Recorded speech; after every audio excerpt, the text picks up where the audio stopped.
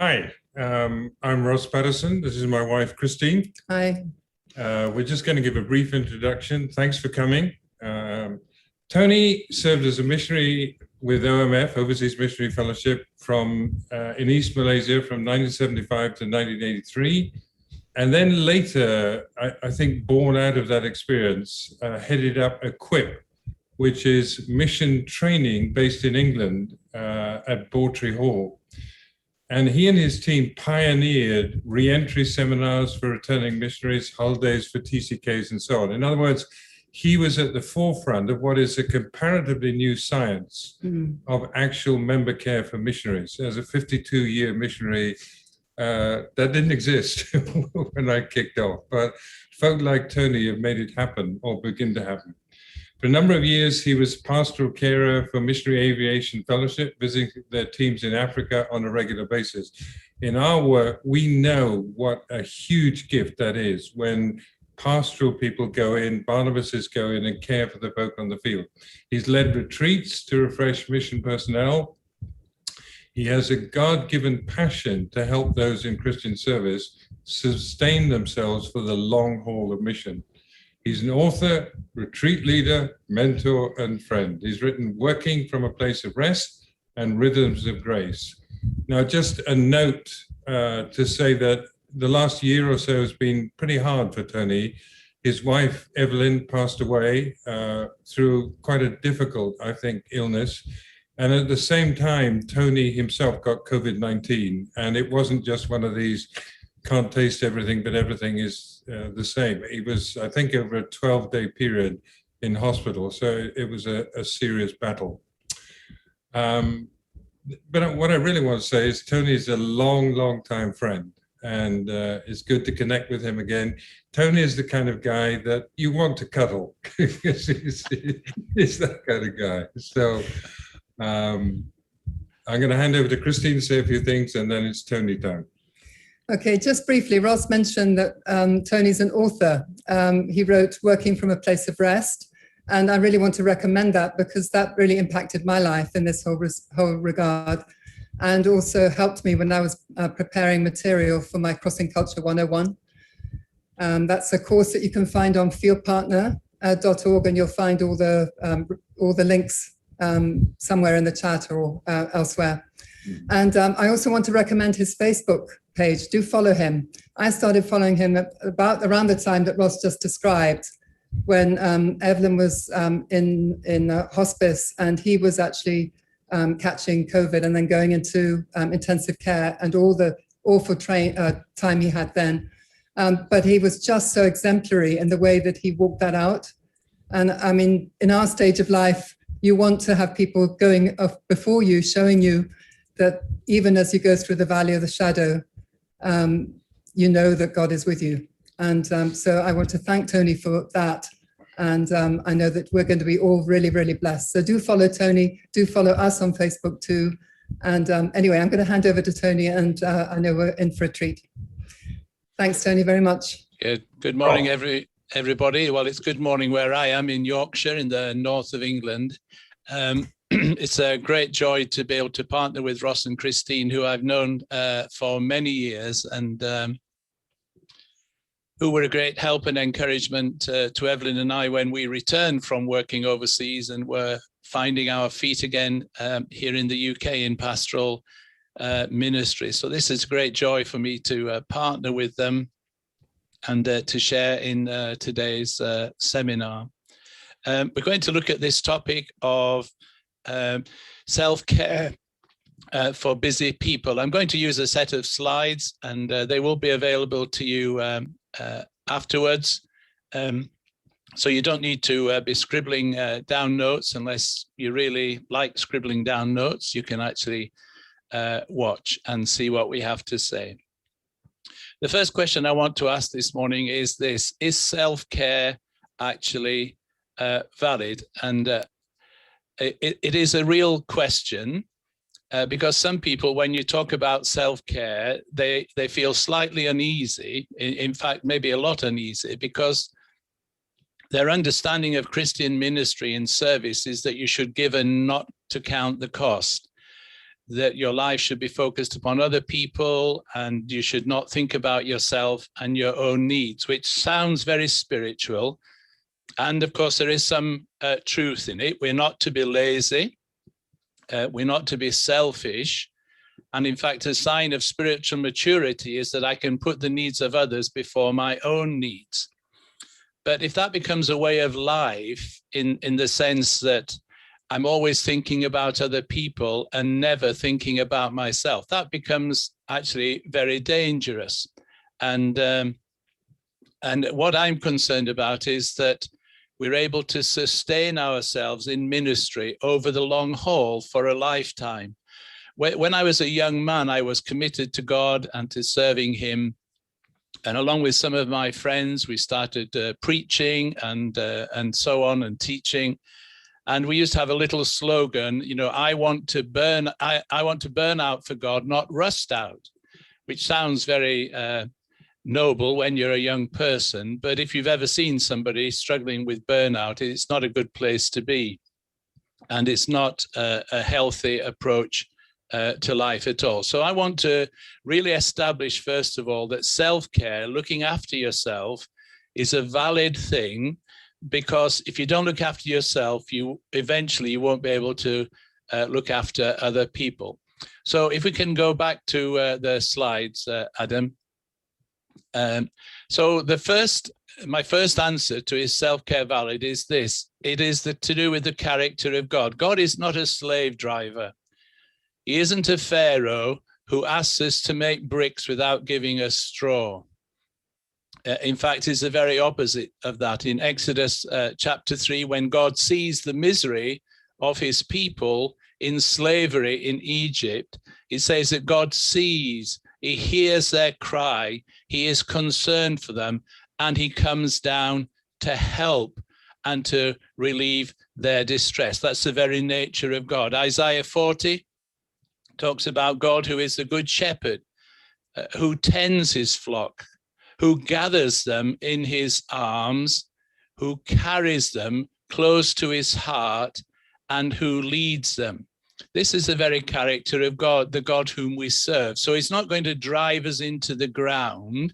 He's not going to take delight and pleasure in seeing us live lives which are exhausted and weary and threadbare. He is concerned for our well-being. So the character of God. The second slide, please. Next slide. Is the example of Jesus. Is self-care valid? Well, look at the example of Jesus.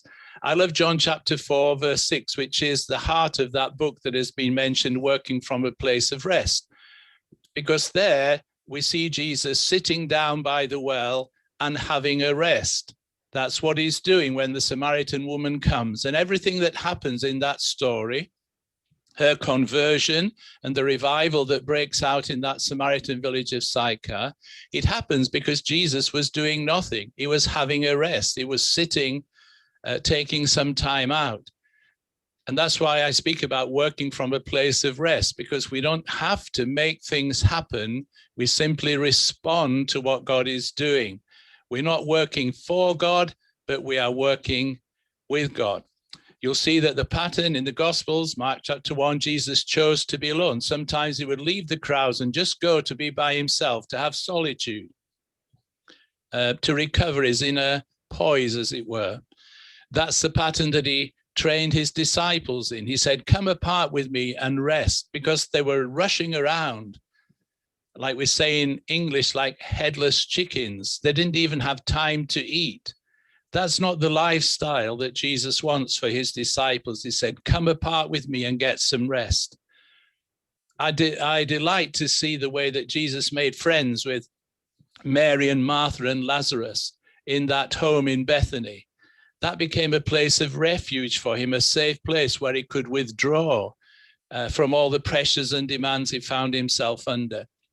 And then this incredible verse in John chapter 12, where you read that Jesus actually hid himself. He was in such demand that he went to a secret place where no one knew where he was. So Jesus took time to care for himself. Next slide, please.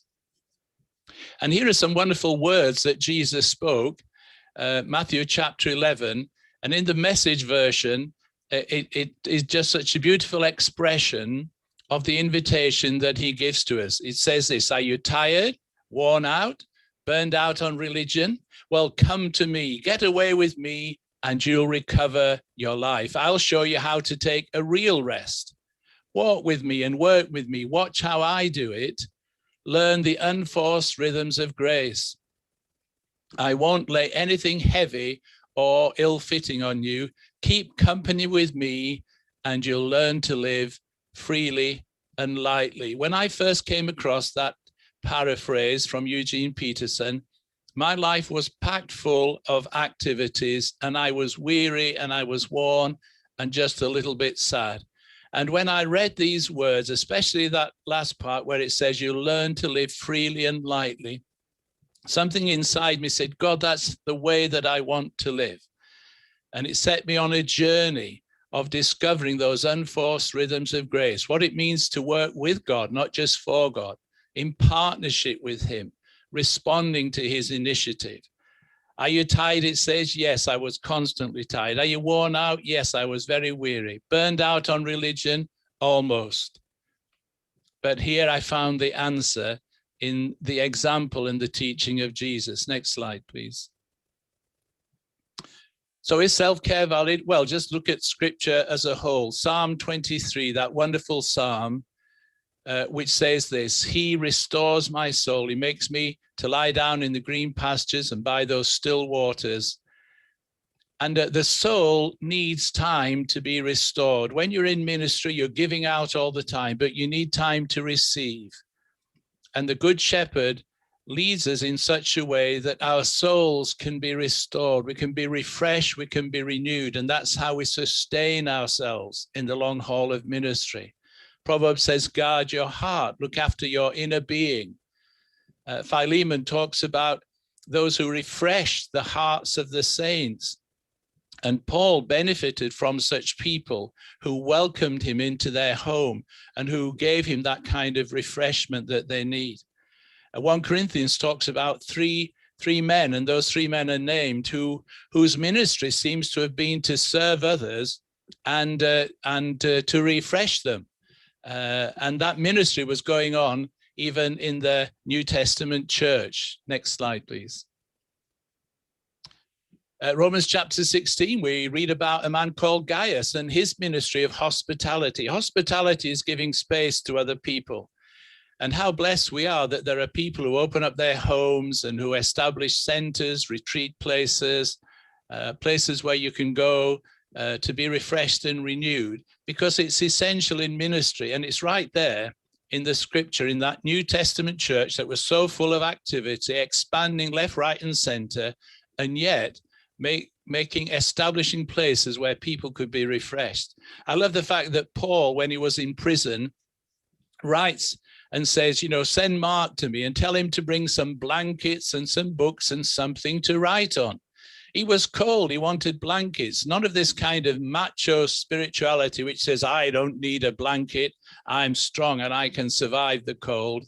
No, he says, bring me some blankets. I need some comfort. I want some books to read to stimulate my mind. I want something to write on because I've got thoughts that I want to share with others. Paul says, watch your life closely. In Ephesians, he says, be very careful how you live. Be very wise in the way that you live, in fact, is what he says. And sometimes we don't give attention to the way that we're living. It's part of self-care that we stop and actually consider our ways. And of course, the great statement in the Old Testament and New Testament is that we should love God and we should love others even as we love ourselves. To love ourselves is not being selfish. It is the way that we care for ourselves so that we can continue to love other people. Next slide. And then there is the wisdom of lived experience. And people like Ross and Christine and myself, we've been in Christian ministry all our lives, 50 years or more. And you learn things as you go through life. And you learn this, that it's not just a question of starting off. Anybody can start with a lot of enthusiasm, but only those who know how to pace themselves can continue right to the very end. to be like the Apostle Paul and says, I have finished the race, to get to the very end. And I just want to share with you some quotations that I find very challenging. This first two are from a man called Stephen Smith, who is in Canada and cares for missionary people. He writes this: we steward our souls by caring for them well. How can we continually give what we do not have? Caring for the soul is an act through which God can replenish your heart, restore your soul, and revive your day so that you can meet the challenges of life, work, and relationships. That's the essence of what we're talking about. Next slide. A second quote from Stephen Smith.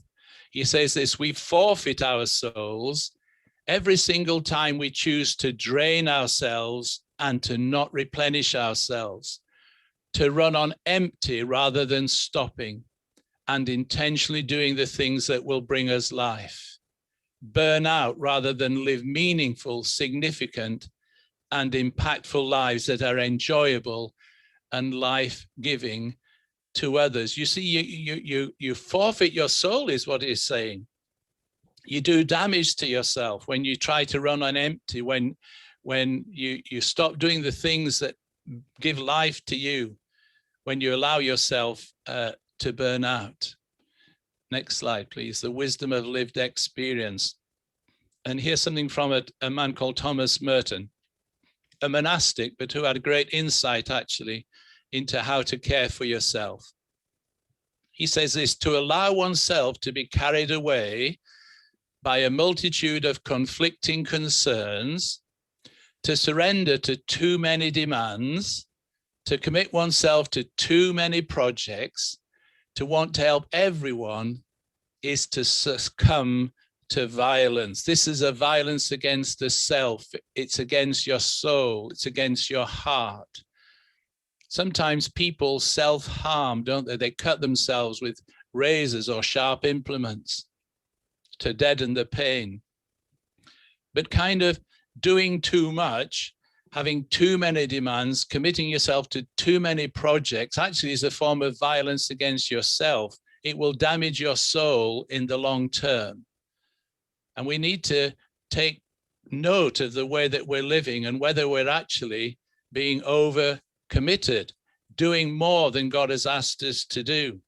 One writer says you can be driven beyond the call of God. And sometimes that's what happens. We are driven in what we do, and we go way beyond what God is asking us to do. So is self-care valid? It most definitely is. We're not talking about being lazy. We're not talking about being selfish. Some people do get like that, and they need the encouragement to give themselves a bit of a lift. No, what we're talking here about those people, the majority of us, whose tendency is to be overcommitted, to try and do too much and to neglect themselves in the process at great personal cost. So is self-care valid? Yes, it is indeed. Next slide, please. And let me just very quickly mention some danger signals. If you find yourself in this place, then it's time to take note of your life. If some of these symptoms are kind of found in your life at the moment, it's a warning sign to you to take note of your life. Here's some danger signals that you're over committed, you're over functioning. You have a persistent pattern of broken sleep. That is, sometimes you can't get to sleep, other times you wake up early in the morning, and that's a persistent pattern, not just for a short period, but that's how it is. And as a result of that broken sleep, you live with feelings of fatigue and low motivation. Whereas once you were highly motivated, now you almost have to drag yourself to do things. You go on holiday, but you come back and you still feel tired.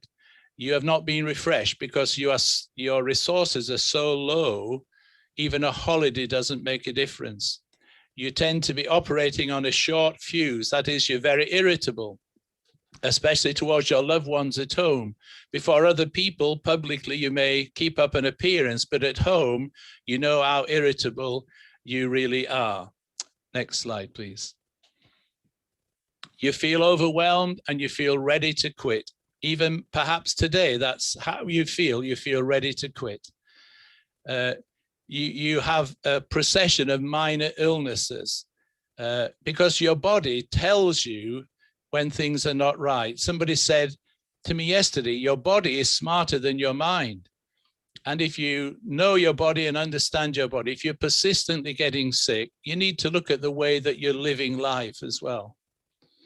And of course, a sad sign of being overloaded is that you feel resentful of others. You feel very put upon. You feel self-pity. You feel that you're a victim. You're doing all the work and others are not. You're carrying too much load and you become very cynical. So if you notice some of those things, today is for you.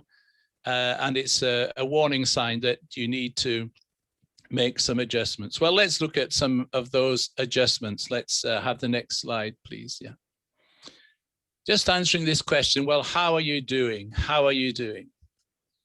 The first thing is this: review your energy level. How is your energy? Do you feel that you've got enough energy to do what you need to do today, that you kind of meet the day with a freshness and a vigor? Or do you actually meet the day with a sigh and feel, oh no, I've got all this to do today? How is your energy level? When you drive a car, you look at the fuel gauge, you can see, is it empty? Is it a quarter full? Is it very full? Keep it topped up. We've mentioned already that I used to do some work with Mission Aviation Fellowship. They fly planes into the remote areas, taking missionaries and health workers and so on. And I had the privilege to fly many times with the pilots. And one day a pilot said to me, he says, Tony, the difference between flying a plane and driving a car is this: if you run out of fuel in a car, it's an inconvenience. But if you run out of fuel in a plane, it's a disaster. And that's why they were always kind of taking fuel on board whenever we stopped. And I asked him, why are you always taking fuel on board? Because you don't know when the next fuel will be available. And we need to take fuel on board. We need to re-energize ourselves and find those things that do that for us. Review your energy level. Number 2, establish healthy boundaries. Be able to say no to some things so that you can say yes to what God really wants you to do. The reason that some of us become overcommitted is because we don't have any boundaries in our lives. We don't actually know what is the one thing we should be doing, what our priorities are. And therefore we get pulled in all kinds of directions, but we have to learn to say no. It's not always easy. I don't find it easy to say no. I love opportunities, new opportunities, good opportunities. And sometimes I get pulled beyond my boundaries. And it's not a good place to be, because that's how you become overcommitted. Let's move on, please. Number 3, know the difference between your load and your limits. If you get into a lift, always have a look. There'll be a plaque sign, and it will say something like this: this lift can carry 6 people. Well, if you get in that lift, just count the number of people who are in. If there are 7, step outside, because that lift has a limit. And if it's overloaded, it will get stuck. And it's not a good place to be, stuck in a lift with people that you don't know in a crowded lift. So know the difference between your load and your limits, because you are designed to carry a certain load. Don't compare yourself to other people. They have a different load. You must know what your load is and what your limits are, so that you don't push yourself beyond the way that God has created you to be. Here's a little quotation. It is God, the creator, who has made limits, and it is the same God who placed them within us for our protection. We exceed them at our peril. So the great danger is, of course, we are comparing ourselves to other people. And sometimes for those who are in leadership and top leadership, they are high achievers. They have a great capacity and ability to work and to work hard. But it doesn't mean that everybody around them has the same capacity. And sometimes organizations can be dysfunctional because from the top, there is a great expectation of the way that everybody should operate, and those people get pushed beyond their natural limits. We have to understand ourselves and the load that we can carry. Related to that, Ruth Haley Barton says this: our unwillingness to live within limits, both personally and in community, is one of the deepest sources of depletion and eventual burnout. You see, a whole community can be living dysfunctionally. In this country, we're just coming out of lockdown and churches are beginning to look forward to meeting together again. But we're coming out after a whole year of that, and many people are tired and fatigued and exhausted. And some of us have been exhorting churches, be careful, don't try to hit the ground running, build up slowly, because people are already exhausted. And those in leadership are very exhausted after the last 15 months. So we have to build up slowly, because even as communities, we can push ourselves too hard, as churches, as mission organizations. How are you doing? Next slide, please. Learn to live with some margin. Margin is different to boundaries. Boundaries is kind of limiting what you do, but margin is leaving some space within your life for the unexpected. So physically, we need some margin. We mustn't use all our energy, because there may be the unexpected thing that comes, and if we're already tired out, we won't be able to carry that. Emotionally, mentally, spiritually, we need to live with some margin to give ourselves some room to breathe. So we mustn't commit ourselves to everything. We must manage our diaries quite carefully so that there is some space for the unexpected. Point 5 is this: know yourself, to be kind to yourself. Excuse me. Sometimes we're better at giving grace to other people than we are to ourselves. And we need to know ourselves and understand how we work. For instance, the difference between being an introvert and an extrovert. Extroverts are actually energized by being with other people. They get a buzz from it, whereas introverts are drained from it. If you're more of an introvert, then you need more time and space alone, and that's quite legitimate. If you're an extrovert, you do need to be with people, and that will energize you. But you have to be careful. Your danger is that you take on too much simply because you love being with people. And even extroverts have to learn how to have solitude, how to step back from the demands and the pressures or the excitement and the buzz that you get. So know yourself and be kind to yourself. And finally, learn to work from a place of rest, which means remembering that this is God's work.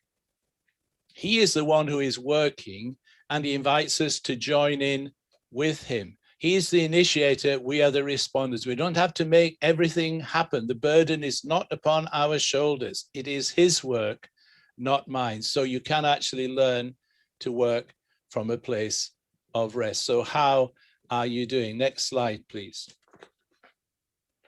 So some ways by which we can kind of build in that margin and those boundaries in our lives. The first is this: to practice the discipline of stopping. This has been so very important to me. This little sentence has guided my life for the last 10, 15 years.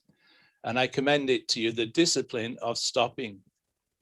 Stopping is pausing for a few minutes or a few hours or a few days to remember who I am, why I am here, and to receive strength for the next part of the journey. Let's unpack that really. Why do we stop? The discipline of stopping, of pressing the pause button. First of all, to remember who I am. That is my identity. Because identity is crucial to our being. I must know who I am. I don't get my identity through my achievements or through my productivity. I get my identity through who I am. Who am I? I am God's deeply loved child. I don't have to prove that. I don't have to earn that. It's not some reward I get for hard work. It's who I am. And when I know that I am deeply loved by God, then I am free to love other people. Then I have the capacity and the resources to love other people. But I need to keep stopping to remind myself that's actually who I am. I'm not getting my identity out of what I do. I'm getting my identity from who I am before God, God's deeply loved child. That's identity. The second reason we stop is to ask this question, why am I here? In other words, my statement of purpose. What is it that God wants me to do? And sometimes, of course, that purpose is changing and we go through times of transition and we have to find our purpose all over again. That's why we need to stop and think about it and ask this question, God, what is it that you want me to do? When I know what you want me to do, then I can live accordingly, and that helps me to establish my boundaries and to keep that sense of margin in my life. But if I don't know why I'm here, if I'm not clear about my purpose, then I'm sure to get overwhelmed. So identity, purpose, and then the third thing is renewal or refreshment to receive strength for the next part of the journey. And sometimes it's in stopping that our soul is able to be recharged, as it were. Your soul needs stillness, it needs silence, it needs solitude. And if those elements are missing from your life, then your soul will increasingly become threadbare. It will be like a carpet that has been walked upon day after day after day, so it becomes bare in the middle. Receive strength for the next part of the journey. So that's why we stop, sometimes for a few minutes, even in a busy day, sometimes for a few hours when we step aside in the course of our ordinary week and we enjoy Sabbath, and I'm going to mention that in a moment. And sometimes for a few days, that's what we call retreat, when I step back, find a quiet place to go, maybe to be with others or maybe to be alone, and just to reflect on these questions of my identity, my purpose, and my resources for living. I commend to you that discipline of stopping. It is really, really important, and you can build it into your life, and it is a God-given discipline. We've seen it in the life of Jesus, and we know that it works, and it's really important. Next slide, please. Yeah. So then the practice of Sabbath, and Sabbath rest is really important, and it is God's permission to us to take a break, to have a rest. Most of us need someone to tell us. We are very conscientious people. We're very highly committed. We love what we do, and therefore we tend to work very hard. And if there is nobody to challenge us, then we will just keep working. But we're not a machine. We are human beings, and we need to rest. And the interesting thing about creation is that the crown of creation was the day of rest, was the Sabbath. In Genesis chapter 2, right at the beginning, we see that when God had finished creation, he rested. It says this, by the seventh day, God had finished the work he had been doing. So on the seventh day, he rested from all his work. He didn't rest because he was tired or exhausted. He rested in order to give us a pattern to build into the rhythm of creation the fact that we need to rest. So verse 3 says, and God blessed the seventh day and made it holy. So when you rest, it is a way of blessing, and you're also being quite holy. You don't need to feel guilty about having Sabbath rest, because on it he rested from all the work of creating that he had done. And so that principle of Sabbath was there right in creation, and then it was incorporated into the 10 commandments. In other words, the 10 wise ways of living your life. And we read about it in Exodus, where we're told to remember the Sabbath And the connection there is made to creation itself, that because God rested, we too should rest, and we should keep the Sabbath daily. And not just us, but the people in our homes and even our animals and so on should have that day of rest. It's a very important principle as far as God is concerned for our health and our well-being and our effectiveness and our fruitfulness. And then Deuteronomy chapter 5, when we read about the 10 commandments for the second time, there it's slightly different, and it talks about observing the Sabbath. That is, finding ways of obeying the Sabbath command, of keeping the Sabbath. And there the principle goes back to the Exodus, when they were brought out of slavery in Egypt and brought into the freedom and spaciousness of the promised land. And that's a reminder to us that we are not to live like slaves. We began with this thought that God is not like Pharaoh, he's not a slave driver. We are servants, but we are not slaves. In fact, Jesus said, didn't he? No longer do I call you servants, but I have called you friends. And we're not to live as if we are being driven by a slave driver, if there is no possibility of rest. Slaves do not expect rest. They have to work every day. But you're not a slave. You have this gift of Sabbath rest, which is really important to us. Next slide, please. So how do we keep the Sabbath? How do we keep Sabbath? Well, two things, really. It's not so much about a particular day as about a spiritual principle. Yes, many Christians keep Sunday, the first day of the week, as their Sabbath day. But if you're involved in Christian ministry, particularly if you're involved in church life, Sunday will not be a day of rest for you. You can take your day of rest at another time. Some people live in countries where Sunday is not a generally recognized holiday, it's more Friday.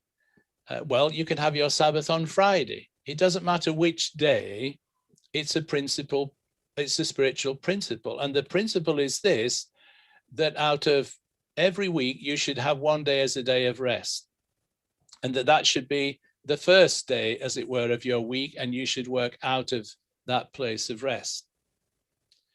But the second thing I want to say is this, that it's not about a legalistic observance. You have to do this, but it's about a spiritual practice. So it may not always work for you. Some days, some periods of time are busier than others. Well, you don't worry about that, but you make sure that it is a spiritual practice that you observe as often as you can and as freely as you can, and a practice that you delight in and that you see the importance of it. And it becomes a very special day for you when you recognize that this is what will give life to you. So what we're saying is this, that Sabbath as a principle, as a practice, gives us our pattern for a healthy and sustainable approach to life and ministry. We're to work from rest, not into rest. Rest is the foundation for work, not the reward of our labors. That's so important, because many of us, we work, and then when we can do no more work, we say, oh, I need a day off, I'll have a rest. But that's the wrong way. Sabbath is different. Sabbath is your starting off point. And it starts off from you taking time to connect with God, to worship with him, to remember who you are, why you're here, receive strength from him. That's your Sabbath principle. And then having rested, and then having reconnected with God, then having received his strength, then you can go into the world and do your work. It's the first day, not the last day. Whichever day of the week it is the foundation stone. Next slide, please. Again, a principle that has changed my life completely was reading this little statement from Watchman Nee in his wonderful little book called Sit, Walk, Stand. You know, Watchman Nee, the great Chinese Christian. And he said this, writing about in Ephesians, actually. He says, whereas God worked 6 days and then enjoyed his Sabbath rest, Adam began his life with the Sabbath. For God works before he rests, while man must first enter into God's rest, and then alone can he worked. In other words, Adam started life with a day off. He was created on day 6. His first day was Sabbath. It was a day off, a holiday. That's a good way to live. And it's the way that God intends us to live. We start with a day off because the work has been done. That applies to salvation, and it applies to how we live our lives. As you receive Christ Jesus, the Lord, so live in him, Paul says. How did I receive him? By faith. He'd done all the work and I receive it by faith. And the same with serving God. God goes first. He's the initiator. He does the work and I respond to what he is doing and I join in partnership with him. But our first day is always the day of rest. And it reminds us that this is God's work. I can stop because God continues. I can rest because the work is his responsibility. It's really important to know this. Then one of the best books on Sabbath is written by a lady called Marva J. Dawn. It's called Keeping the Sabbath Holy, W-H-O-L-L-Y. And she says this: to keep the Sabbath holy means to recognize that the rhythm of 6 days work and 1 day of ceasing work is written into the very core of our being. So just to finish, one more slide, I think. And that's the importance of leisure. You may not give much heed to leisure. We have a great theology of work, but not necessarily a theology of leisure. Well, listen to Psalm 46, verse 10. Can we go back to the slide? The slide has just gone. Can we go back to the slide, Adam? Okay, there it is. Yeah, Psalm 46, verse 10. The Message translates it like this: you will know it as, be still and know that I am God. But the Message translates it like this: be at leisure and see that I am God. Step out of the traffic. Take a long, loving look at me, your high God, above politics, above everything. Leisure. We need to build into our lives time for rest and relaxation. Sometimes when you're very tired, all you can do is rest. That's the first level. Then when your energy returns, then you can do some recreation. You can do things which are also giving life to you, but they require you to put some effort into them: swimming or playing sport or doing the garden or what have you. Rest, recreation. And then we also need some play. We need some downtime, some time just to have a good laugh and to be re-energized by socializing with other people. Don't be afraid of building leisure in as part of your self-care. It's really important that you can rest and you can relax and you can play and you can have fun. And just to finish with a statement by John Chrysostom, one of the early Christian fathers. He said this, speaking about his bow and his arrows. He said this: the bow that is never unstrung will quickly break. That's why leisure is important to us. If you're always geared up for work, if you're always living under stress, if the adrenaline is always flowing in your life, you're going to do yourself damage. The bow sometimes needs to be unstrung, and you need to have some leisure. So here are just my thoughts for you about self-care. I believe these are really important, and I hope you can take these things and learn to live by them. I'm going to hand back to Ross and Christine so we can have some questions. I did see that there were some questions coming in, so we can answer some of those if there is time. Okay, we need to, I haven't introduced Adam. Adam is the brains and the muscle behind all of this. He's the admin guy, does a fantastic job. So Adam, I need you to do a fantastic job here. How are we going to get the questions? There were a couple, I think. Yeah. I can see some myself. Shall I answer the ones that I can see, Ross? The one that begins QN, we know who, that one. Can you see that? I can see one that says, what can we do for someone who does not want to recognize the dangerous symptoms? From Rosemary. Okay. Yeah. Yep, off you go. Yeah, well, some people, of course, don't want to recognize the symptoms because to many people, it seems like failure to admit that you're struggling, that you can't keep up the pace and so on. So we have to be very gentle and patient with such people. And some people instinctively know that if they do admit their need and ask for help, they kind of feel somewhat ashamed of that. And they instinctively know that underneath their busyness, they are hiding from something, because busyness is often a cover-up really for pain and hurt. And sometimes we can only make the breakthrough when we acknowledge the pain that drives us to be so very, very busy. So we have to be very gently. I love that verse that I read from Isaiah 40, that the good shepherd, you know, he deals gently, so gently with us. And sometimes we have to be very patient and understand that busyness is often a defensive layer that people create for themselves because of their inner pain. And it's the same reason that many people are afraid of stillness and silence, because when you're still and silent and in solitude, you meet yourself, and some people are not happy to meet themselves. They'd rather avoid themselves. So I think that's why sometimes God allows us to experience burnout, because when you experience burnout, you come to the point where you can sustain the defense mechanism no longer, and you're able to receive the help that you need. And sometimes that help is not just about adjusting your priorities, it's actually about dealing with the pain that's inside.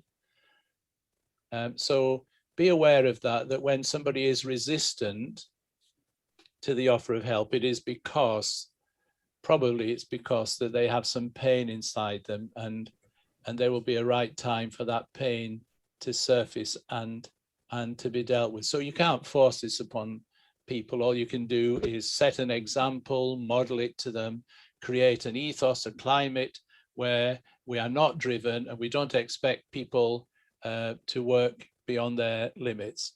That's all we can do. Okay, Tony, let me lead in to another one from Rosemary here. Yeah. We know who and what God is like, but many leaders are often type A people who are driven and ambitious to achieve and accomplish results quickly. How do you practice self-care when you're working for a leader who does not believe in self-care for himself? And I'm thinking actually of a conference in China I was speaking at, and listening to guys speaking about their particular leaders, they would have raised this same question. Yes, yeah. It's one that often comes up, and I mean, the short answer to that is change organizations, isn't it? And get out from there. I mean, I do notice this. It happens in large churches as well as organizations. Sometimes in large churches, the people at the top have created a large church because of their work ethic and because of their gifts and so on. But it's really the people under them who suffer. And again, for me, the choice is to choose where you work and where you minister. And if that is driving you into the ground, and if it's spoiling your health and it's spoiling your relationships, it's not really the place for you to be. It's not easy to change the culture of an organization, particularly a successful one.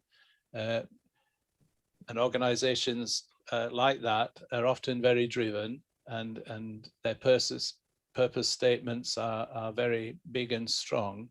And well, if you see that it's not doing you any good, I would be asking God to give you a way out, really, or alternatively to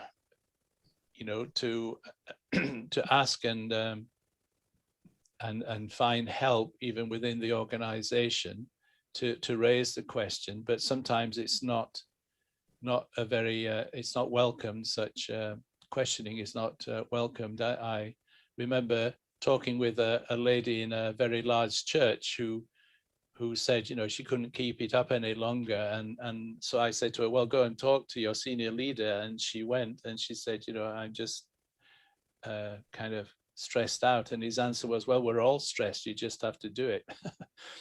No compassion or sympathy there, really. So it's not actually easy to yeah, to change the culture of a church. So sometimes you have to look somewhere else if it's doing damage to you. Thanks, Tony. So there's one here from Carmen. As someone who grew up as a missionary kid and is now a missionary, I know firsthand the necessity of missionary support, and I now have a passion for it. But I lack training and experience. What training do I need to be able to practice missionary care well? Yeah, well, I guess people like myself and like Ross and Christine, we've learned the hard way from our experience and our failures, and seeing others experience pain and burnout. So we're kind of self-taught.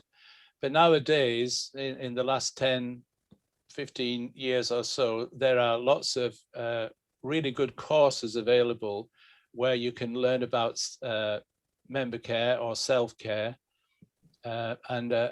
I can only speak from this country, but you can do an MA in what's called member care, which is, caring for people in ministry, from All Nations Christian College. It used to be called Redcliffe College, but they've merged together with All Nations Christian College, and they're just developing a new course there. And I know there are some available in the States.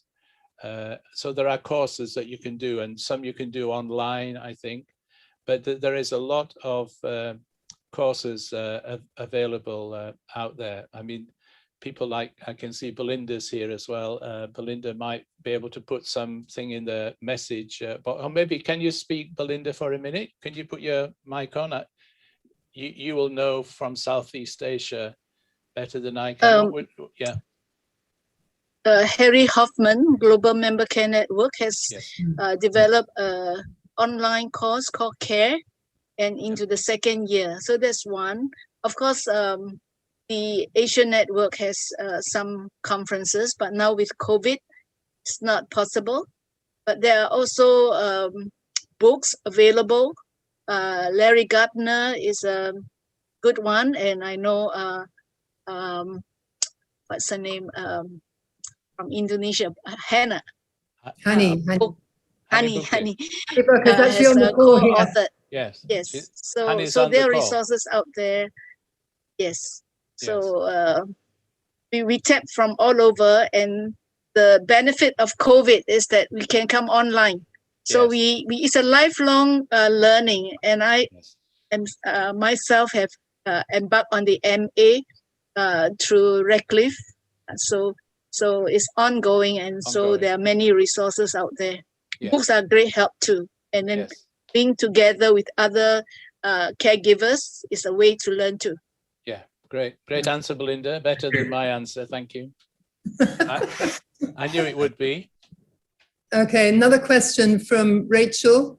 What does self-care look like as parents of young children?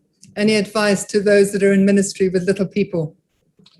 Yes, indeed. And there's no doubt that it is the hardest stage of life. And my wife and I had 2 children. They were born during our time in Malaysia, and one of them would never sleep.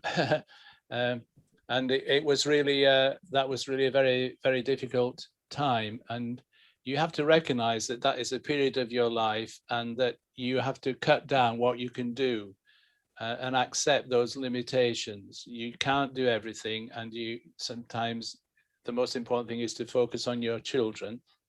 So you have to be kind and compassionate to yourself, and not don't compare yourself to single people who, or people who don't have children. You can't do the same amount. That's kind of not possible. And then another thing, and this helped us greatly, was to look for aunties and uncles who would help with your childcare. Sometimes you may be in a situation where there are grandparents around. That's my particular role these days. My daughter's working full time, and so is her husband. And often I take the children just to give them a break and help them to sustain themselves. That's where sometimes there are grandparents, or they can be aunts and uncles. During our time in Malaysia, we had many aunts and uncles in the church who delighted to take our children and have some time with them. So that was a great relief and release for us. But I think the most important thing is to be kind to yourself, to recognize that these are the hardest days. It does get easier, and you will come through, but you have to know your limits. We've talked about knowing your limits, and when you have small children, you have many limits. Maybe Ross and Christine want to say something about that as well. Ross won't, because he got it wrong. So we'll move on to the next question. I would say, Tony, that almost every person, well, not like you, like me, looking back says, I wish I'd done it differently. I wish I'd give the kids more time. But we serve a God of grace, not a Pharaoh, as you rightly said. Yes, that's right, yeah. And he's done amazing work. Okay, another question. And we're getting short, so you're going to have to give reasonably short answers. A full-time worker once said to us, this is CK, who's asked this question, a full-time worker once said to us that we are invincible until the Lord brings us home. The version I heard is, we're invincible until our work is done. What are your thoughts on this? Well, I mean, I don't agree with it at all. That's the short answer. We're not invincible. We are vulnerable. And we continue to be vulnerable, and our frailty is part of our humanity, and God respects and knows that. And if we think we're invincible, we will be heading for a big crash. Paul said that God's strength is made perfect in our weakness. And because we are weak, we depend on his grace, and we know that his grace is sufficient. But that doesn't mean that we're invincible. And in fact, Paul suffered greatly in his ministry, didn't he? So I would be very wary of such statements, because they're not always true or accurate. Okay, one question here. How do you have Sabbath rest when you live in 100% community culture, collective culture? Yes, that's a good one. Well, I mean, I think the thing that Jesus did was to disappear, wasn't he? And I remember asking a pastor in Africa how he coped with the constant demands, and he said, we close the door, and when people see the door is closed, they know not to come, because we do need rest as well. And so he closed the door. Normally in that culture, the door was always open, but he learned to close the door, or he would go somewhere else where he was not available. And that is the principle that Jesus used. You can be alone, even in a crowd. You can have your own thoughts, and you can think, you can commune with God wherever you are. But sometimes you just have to get away from the kind of immediate demands and find even a quiet place. Go for a walk. Just be where people don't know where you are. That's what Jesus did. That's the surprising verse in John 12, I think it is. Jesus hid himself. Sometimes maybe you've got to hide yourself. The Bible talks about going into your room, doesn't it, and shutting the door. Well, if you have a room, go into the room and shut the door. Tony, I've got about a minute, and I want to finish with this one, actually, because we want to keep to time. But Jackie has asked, and in a sense we've touched on this, but it'd be good just to finish on this. Jackie says, where can we find member care services? That's kind of not training so much as services for field workers in an agency or an organization that does not provide such services? Well, I think, as Belinda mentioned, there are lots of things online nowadays that you can tap into. A resource that I've been using myself is called Olive Counseling. It's based in Turkey, and they do most things online. And they have put on probably once a month some really good teaching, to build people up in their walk with God and to understand themselves better. That's Olive Counseling in Turkey. And also there's a church in Malaysia that has put on some great member care sessions. I think Jin Leong, who's on this, will know it. I listened to a great piece on loneliness that came from Malaysia and really blessed and helped me through my own time of loneliness. So there's a lot of things out there online nowadays, wonderfully. So I think I would look for those kind of resources, really, and I'm sure you will find them quite easily. Okay, our time's up. Tony, I'd like to lead us all in praying for you. Thank you. We won't do it the Asian way and have everybody at the same time, but if everybody else but me, Tony, can stay on mute. Lord, I thank you for our dear brother. Lord, you know, because you're with him, Lord, I love that thing from Moses, that you have been our dwelling place, Lord. It's not ultimately a tent or a land or a house. It's you who are our dwelling place, Father. And we ask in a new way you would make that real to Tony in this time of loneliness, in this time of loss, in this time of reorientating, Lord. We thank you for our dear brother, Lord. Let your favor, let your grace, let your presence, let your rest be on our brother, we pray. Lord, strengthen him. We thank you for him. In Jesus' name. Amen. Thank you. Do you want to say anything about FieldPartner? And then we're done. Yeah, I mean, FieldPartner is just a portal of resources. So part of what we would like to do is offer community, would offer links to other places where you can get help. So do ask us to link you up or to find resources for you, or just see what you find on our site, www.fieldpartner.org. Thank you all very much for joining us. And and on Facebook too, we give further events. There'll be other events coming up, and there'll be we put up interviews as well and lots of other things. Ross does a daily devotional on Facebook, which you might want to follow. Some people are. So watching Richard who follows that daily. So anyway, yeah, do stay on the call if you want to, just to chit chat. And thank you very much for contributing to the chat.